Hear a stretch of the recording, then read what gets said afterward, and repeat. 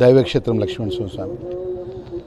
రోజుకు వేలాది మంది భక్తులు, ఈ ప్రాంతానికి వేలాది మంది ప్రజల యొక్క ఈ ప్రాంతం లోపల గతంలో కొన్ని సంవత్సరాల క్రితం అనుకోకుండా విపత్తు వచ్చి, వరదలు వచ్చి, గోదావరి పెద్ద ఎత్తున ఇక్కడటువంటి వాడలలోకి నీళ్లు రావడం జరిగింది.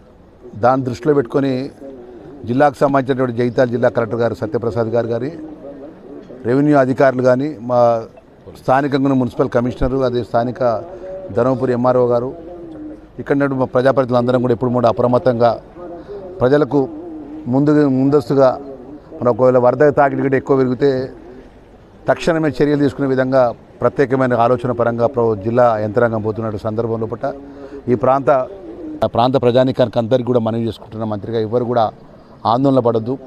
ఈ యొక్క వరద వల్ల కానీ, వర్షాల వల్ల కానీ ప్రజలకు ఇబ్బంది కలగకుండా ప్రత్యేకంగా ప్రభుత్వం అన్ని విధాల దృష్టి పెట్టింది. మీకు అన్ని విధాలు కూడా ఆదుకునే విధంగా ప్రభుత్వ యంత్రాంగం కూడా జిల్లా కలెక్టర్ గారి ఆధ్వర్యంలో సిద్ధంగా ఉన్నదనే విషయాన్ని కూడా మనవి చేసుకుంటూ, ఇదే విధంగా ముఖ్యమంత్రి గారికి కూడా ప్రత్యేకంగా వారు కూడా దీని మీద గత వారం రోజుల కిందే ప్రత్యేకమైన సమీక్ష చేయడం జరిగింది.